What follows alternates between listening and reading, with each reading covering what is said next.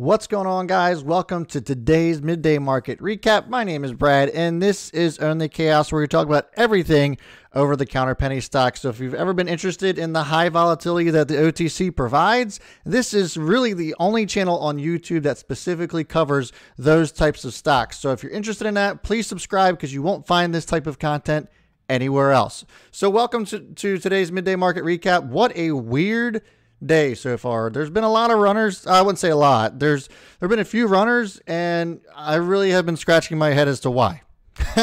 You know, if you would have told me this morning that a stock would run over 500% on a letter of intent, I probably would have told you that you were crazy. But nevertheless, it has. We'll go over that, and I would love to explain to you why, but I really can't give you much other than that the share structure is ridiculously thin, and good luck to anybody who actually got into that early. So we'll talk about that. Yeah, KYNC, Blacksmith's talking about that one. Yeah, we'll talk about that as well. And go over some other ones that have been moving, maybe some potential to add to positions if you're looking to build on top of them, and cover a couple of other things as well. So welcome, guys. If you're visiting for the first time, hopefully I earn your subscription and a thumbs up. So let's get started. So if you're interested, or, you know, again, if you're visiting for the first time, I have a platform that me and my partner Jake have created. It is WeTradeHQ.com. It's absolutely free to join. You can do live technical analysis and chat with your friends about your favorite tickers right here on the website. We also have a Discord group of over 4,000 or almost 4,000 members around the globe, learning and growing and celebrating each other's success. So without further ado, we will talk about IGNG. And again, if you told me that this was going to run over 500% today on a letter of intent, I would have told you that you were insane, but nevertheless, it did. Some folks got in early. Looks like Kiko said he got in at 245. Kudos to him. I would not have done that. These types of stocks scare the shit out of me. And so the reason for that being is that if you look at, and this is the news that came out today, we'll cover that in a second, but if you look at this, like that scares me. Okay, that scares me there. And looking at my equity feed scanner, if you look at the spread, which is actually tightened up a little bit. Right now, it's about a half a penny spread. Somebody comes down and whacks this at 6.5. That's quite a haircut. Earlier this morning, though, it was about a penny and a half. So it was very, very odd. Very, very odd the way that this thing ran. And it ran off of this. So you're looking at the news here. It says they signed a letter of intent for reverse acquisition by cannabis company. Well, every day there's cannabis news. And so I don't know like anything about this cannabis company, but I can't imagine that they're of any real significance. And I'm not trying to bash this thing, but I mean, come on, it's just a letter of intent right now. Which letters of intent is, and it's non-binding as well. So for me, when I look at something like this as a letter of intent, it's like, okay, yeah, that's good news. It's great. It's not mind-blowing. It's not 500% mind-blowing. And so I don't know. If you bought into this above 4.5 or 5 cents, I would say you're probably way too late on this thing. Really kind of crazy the way that this has run and had highs of over almost 8 cents. So well over 7 cents, almost 8 cents. But you can see how choppy this thing gets. I mean, all it takes is a few whacks, and it's right back down. You may have experienced a 50% haircut this morning if you had gotten in at over 5 cents and came right back down to under 3 with just a few trades. So this isn't something that like I would say, oh yeah, you should go ahead and buy into this. But you know, I can't knock the trade. If you made the trade here at 245 like Kiko did, great job. It was a great trade. Way to spot it early. For me though, like if it's late here in the day, probably one that I would stay away from just because of the extreme volatility that this is experiencing, and would be way too late to make some sort of entry on. So the next one's going to be GDET, GDET. So just kind of looking here at GDET, interesting volume. Not quite sure why it decided to move today.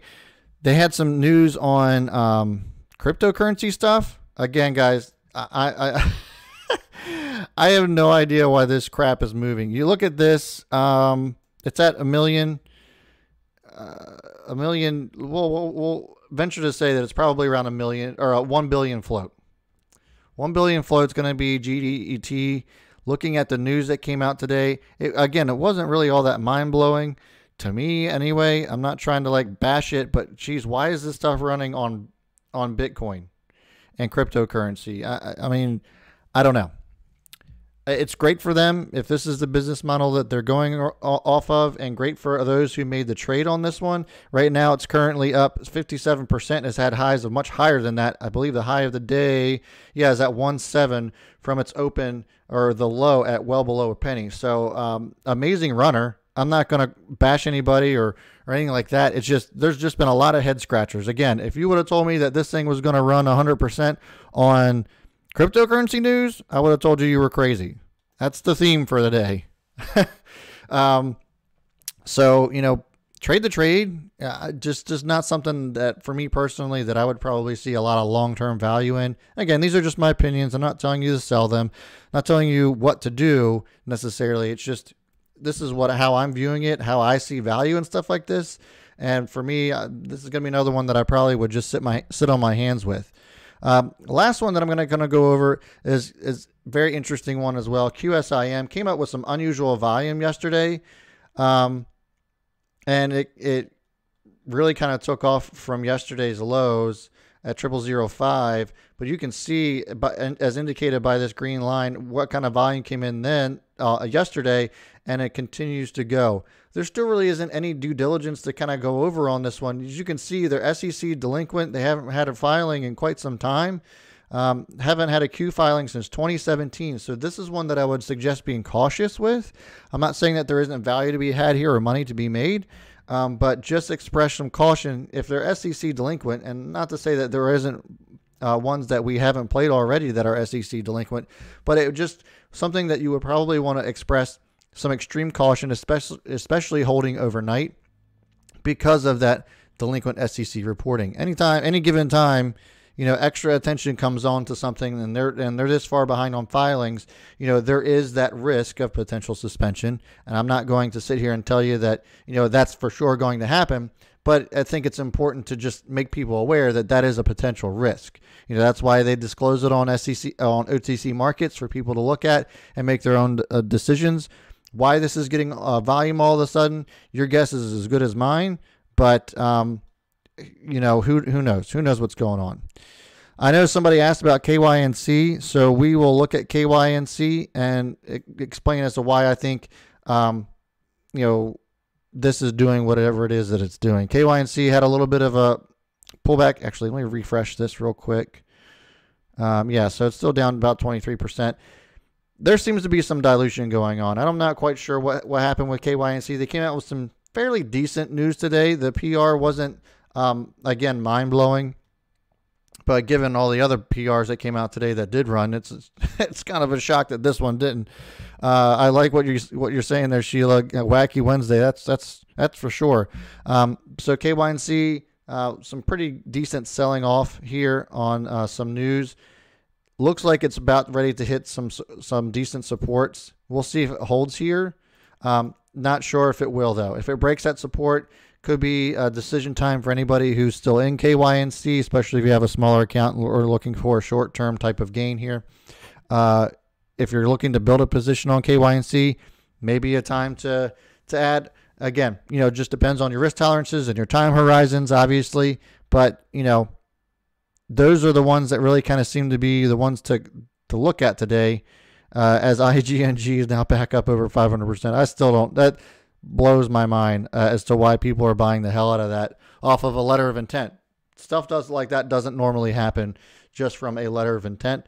But hey, whatever. If you made money on it, congrats to you. Can't knock you for that. But gosh, I think the amount of people that got in under 2 cents or right around 2 cents was probably about 5 to 10 people.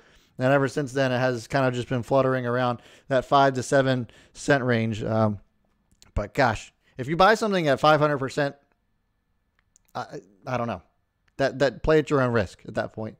But yeah, so that is it. Those are the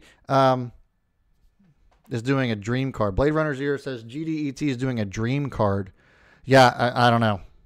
It is what it is, man. Trade the trade and go make that money. I'm not going to bash anybody or bash any stocks in particular. It's just there's certain stuff that comes out and really makes you scratch your head as to why it's running the way it is. Like, why in the world is all that volume coming in over something like that? Not sure. But anyway, and in any regard, thank you guys so much for tuning in today. If you like this video, even though it was a bit of a wacky Wednesday, and you want to see more daily videos on what stocks are moving throughout the day and where the value might be, please subscribe to this channel and give it a thumbs up if you got something out of today's video. And if you're looking for a community to be a part of where you can learn and grow and celebrate each other's success, then it's going to be at WeTradeHQ.com. And we are not just focused on penny stocks, even though this channel is. WeTradeHQ was designed for anybody who's looking to trade anything in the market. So whether you're trading ETFs, cryptocurrencies, futures, Forex, you name it, no matter what you're trading in the market, WeTradeHQ is the place for you. So that's it for me, guys. Thank you so much for tuning in. As always, I will see you all before the bell, and B. Smith is out. Have a good one, guys.